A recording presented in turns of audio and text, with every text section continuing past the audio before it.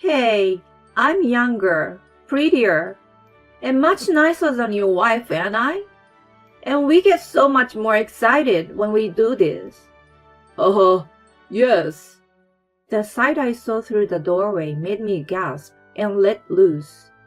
In the living room, my naked father and my mother-in-law Charlotte were in the middle of having fun. I hope this is a dream. I don't want to believe this. Shock, disappointment, sadness, and a mixture of emotions made me nauseous. How dare he does this to me? How dare he betray our family? The last thing that welled up in me was a burning anger. I took a deep breath, leaving my phone at the ready. I kicked open the living room door in a fit of rage. My name is Tori. I'm an office worker and a housewife. My husband Elvis and I got married about 5 years ago. We belong to the same department in the same company. And there were many occasions when we helped each other, both publicly and privately. So we became very close without either of us saying a word. After 3 years of dating, we were married. I'm home. Welcome home. Good work today.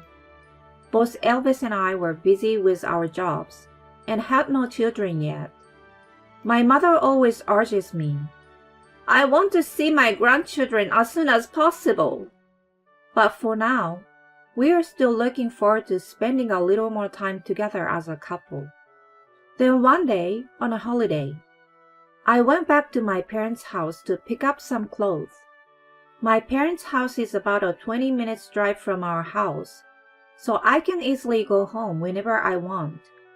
I am very thankful that I can turn to them immediately if I have any problems.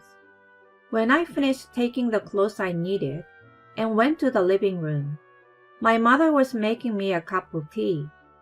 How are you doing lately? Is work going well? Yeah, well, reasonably well. My mother and I sat down on the sofa and talked about what was going on with each other. How are you doing, Mom?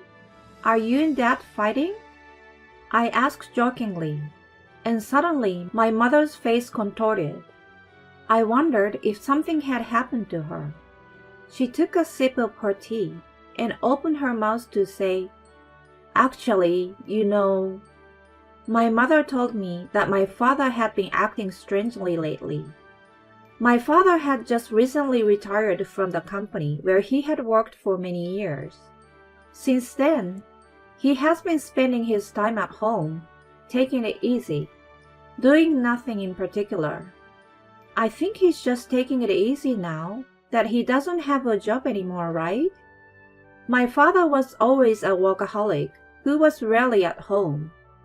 Now that his job, which had been the center of his life, is gone, he doesn't know what to do.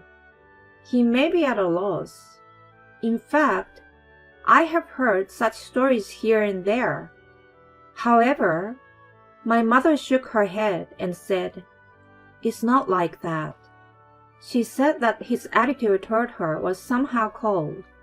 Take, for example, the conversation during meals. He used to tell funny stories about things that happened at work, or about how delicious something in his lunchbox was.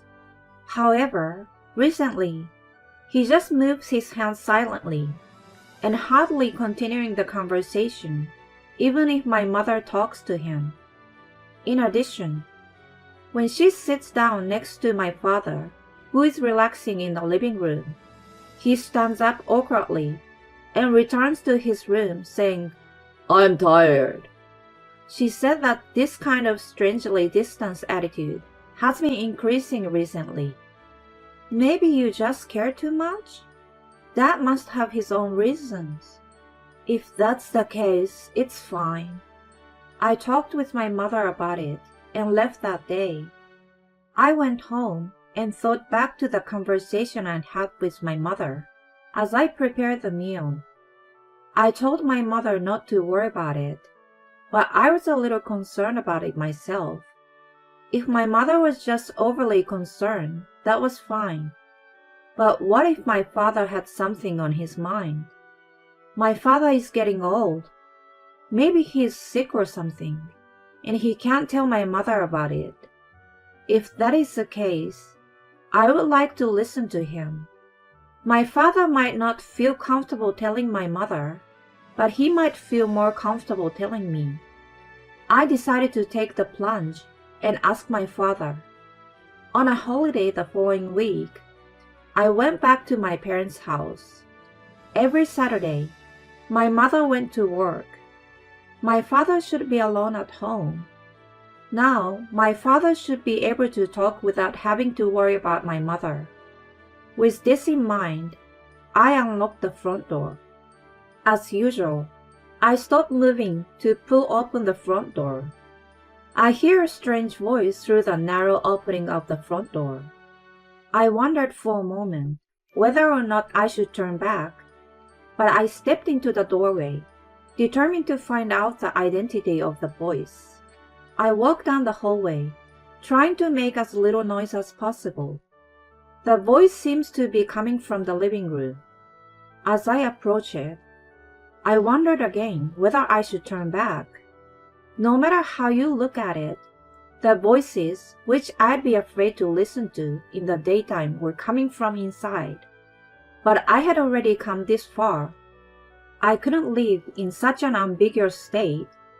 I put my ear to the door and listened to what is going on inside. I hear my father's happy voice. Come on, let me take a closer look. You're so impatient. As if I answer, I hear a woman's voice. Of course, it was not my mother's voice. When I heard that voice, I was a little shaken. Charlotte. It was unmistakably the voice of Charlotte, my mother-in-law. My parents and parents-in-law don't interact much. They only see each other once a year or so. How did this happen? My mind went blank, but somehow I managed to maintain my composure. I haven't checked inside yet. There is a possibility that I'm mistaken. Or rather, I hope I am mistaken. Just the thought of my immediate family and in-laws having that kind of a relationship makes me want to vomit. With trembling hands, I put my hand on the living room doorknob. Slowly, I opened the narrow door so as not to make a sound. The sight I saw there made me think I was going to have a stroke. The first thing I saw was two people's clothes, which had been taken off in a messy manner. The woman's voice was my mother-in-law, and on the rug in the living room, the two of them were in the middle of it. Oh no! My head shook with shock, as if I had been hit with a blunt object. Was this how my father's attitude toward my mother had changed? He had betrayed us, and behind our backs, they were getting it on like this? As a parent, or even before that, as a human being, he should not be allowed to do this. And moreover, to have done it in a place like this, when my mother was not around. I will not allow it. I will never ever forgive him. What came after the shock was a burning anger. Even if he's my parent, if he hit me, I would hit him back twice as hard. I glared at the two, still indulging, and pulled my phone out of my pocket. Less than a minute later, I was ready to go. I took a deep breath to pull myself together, and kicked the living room door open as hard as I could. "What are you guys doing?" I yelled angrily at them, and they jumped up like little animals and looked at me in utter surprise. After a short pause, my father, who seems to have come to his senses quickly, rushed out without picking up his clothes. Wait! Wait a minute! My mother-in-law was also in panic and ran after my father. I followed after my father, determined not to let him get away, and my eyes met his just as he closed the closet door. With a loud noise, my father and my mother-in-law were holed up in the closet. Before I could think, I quickly grabbed the duct tape that was close at hand and quickly taped the closet. They were banging on the door from the inside, as if they had noticed something was wrong. What are you doing? Don't be stupid! That's my line. You should know what you have done yourselves. I put several layers of duct tape and a wardrobe full of clothes to block the door. I take out my phone and open the call app before I can even catch my breath. I press the call button, and soon there is an answer. Tori, what's wrong? It's my father-in-law on the other end of the phone. He seemed a little surprised, as I rarely call at this hour. I'm sorry, but I need you to come over to my parents' house right away. I said so that they could hear me in the closet, and I heard my mother-in-law scream. Next, there was a loud banging on the door. No, Tori! This man asked me to come. It's not my fault. What? You're the one who asked me out. Completely ignoring the ugly argument in the background, I quickly called Elvis and my mother. About 30 minutes later, my father-in-law, Elvis, and my mother gathered at my parents' house. Tori, what the hell is going on? I haven't told them any of the details yet. I just want you to come over here. I told them to come over. Then I headed for the back room. I guess they cooled down after some time. There were no more excuses or banging on the door from inside the closet. I could sense a gasp of breath, perhaps sensing our presence. What is this? My mother was perplexed by the strange appearance of the closet and its surroundings. Just watch. I moved the wardrobe out of the way and peeled off the duct tape. They were probably surprised by the sound, because I heard a scream from inside. I opened the door, and my father and mother-in-law, who are not wearing any clothes, jumped out from inside. Charlotte? Oh, you! My mother-in-law, who was facing my father-in-law, who still do not understand the situation, seems to be at a loss for words. My father was tight-lipped and looked away as if to avoid our gazes. My mother seems to lose her mind at the sight of my father, and when she wobbled, Elvis helped her up. Well, let's have him explain.